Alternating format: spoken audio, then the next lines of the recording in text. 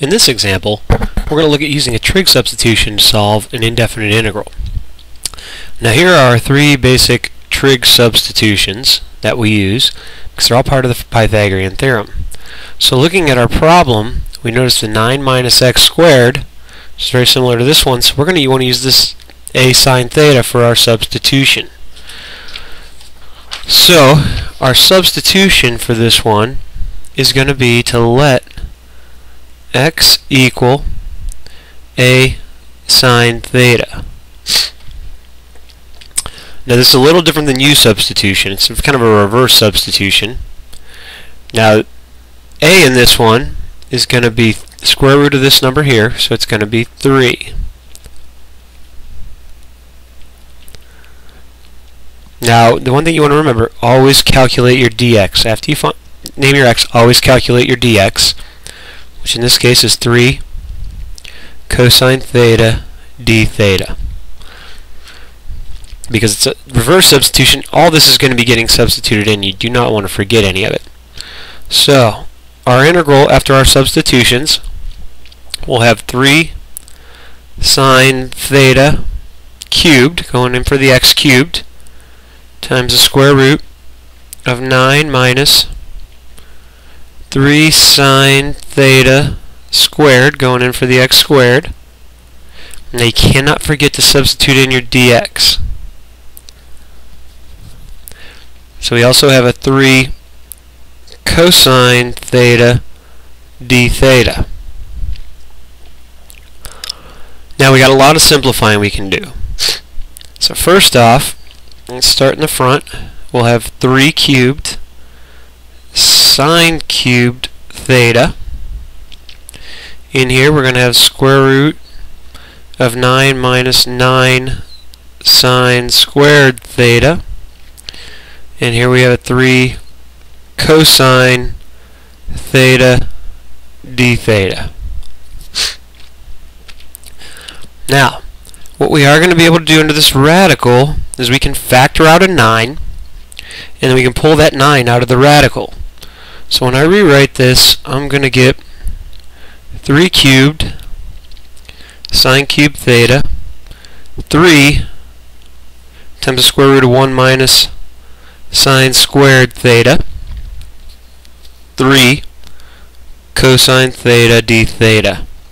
Again, that move was factoring the 9 out, so we would have had 9 times 1 minus sine squared theta under the radical, and then pulling the square root of 9 out to get the 3. Now I like to pull out all the constants so I don't have to deal with them. I have 1, 2, and 3 more 3's here. So I'm going to pull out a 3 to the 5th. Now I've got a sine cubed theta. And now what I'm going to do here, I have 1 minus sine squared. By the Pythagorean identity, 1 minus sine squared theta equals cosine squared theta. So I basically have the square root of cosine squared theta, then another cosine theta d theta.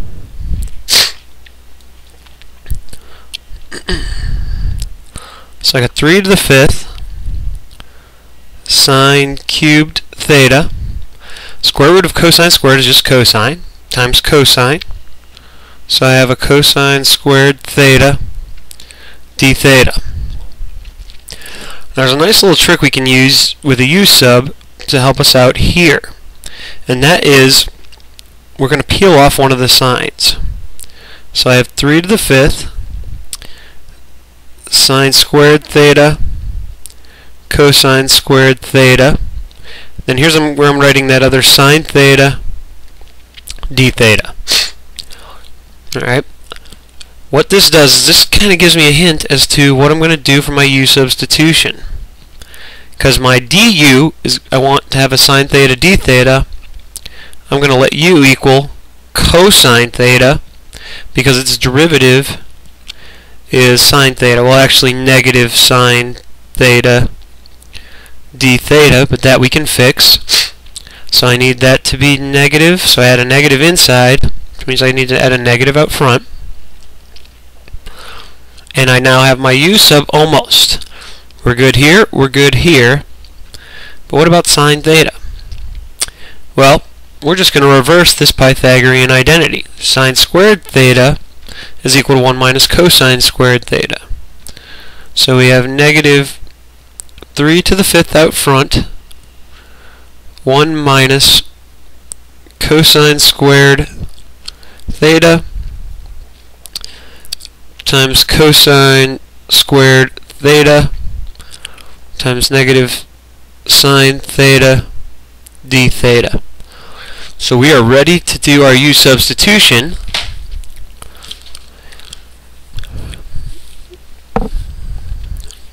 Which I'll do here, and then we'll use another page after that. So negative 3 to the 5th times the antiderivative of 1 minus u squared.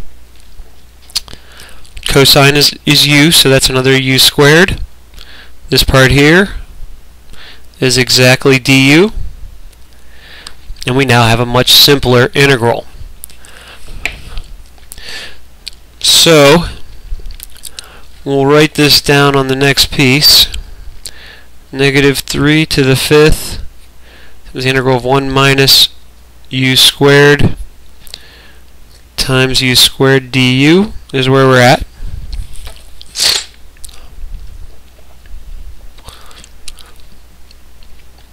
Now, to solve this, we'll distribute the u squared.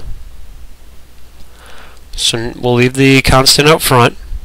Times the antiderivative of u squared minus u to the 4th du. So we have actually a pretty simple, relatively, antiderivative. So negative 3 to the 5th out front, this will be a u cubed over 3 minus u to the 5th over 5 plus c. Now we have to substitute back. Remember, u was cosine theta, so there's our first substitution. So negative 3 to the 5th cosine of theta cubed over 3 minus cosine of theta to the 5th over 5 plus c. Now, cosine theta is also not going to be our final answer. We do need to get this thing back in terms of x. So as a reminder, x was equal to 3 sine theta.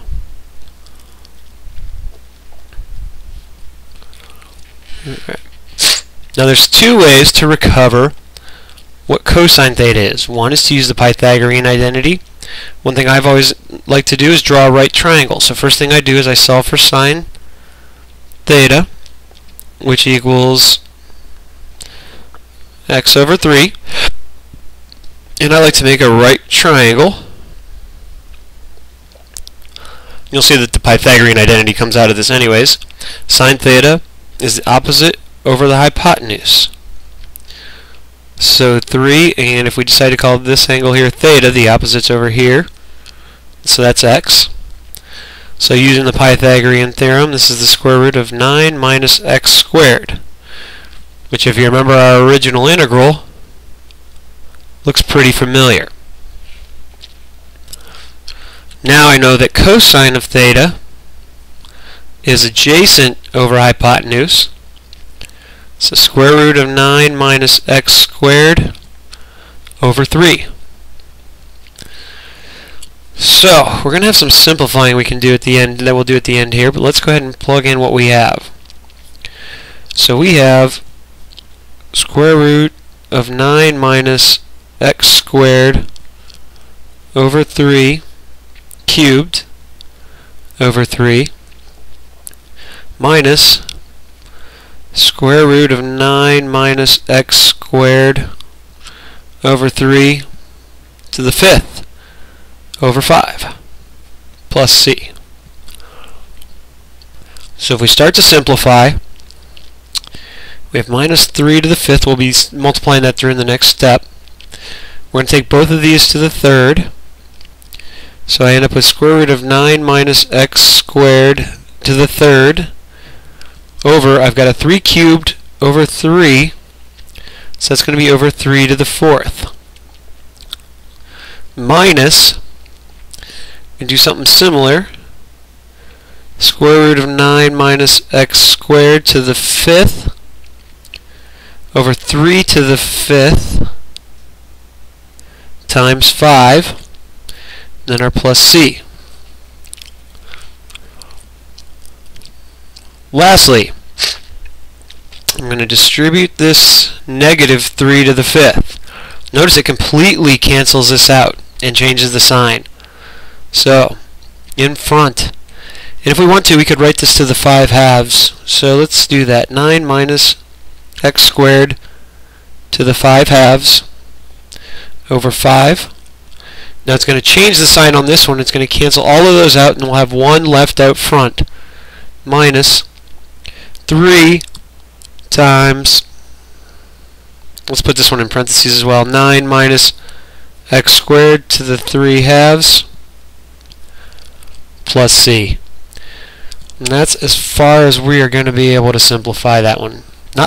We could factor out a 9 minus x squared, to the 3 halves out of each of these, and maybe go a little bit further, but this is fairly well simplified. Not the prettiest integral, but we were able to solve it by hand.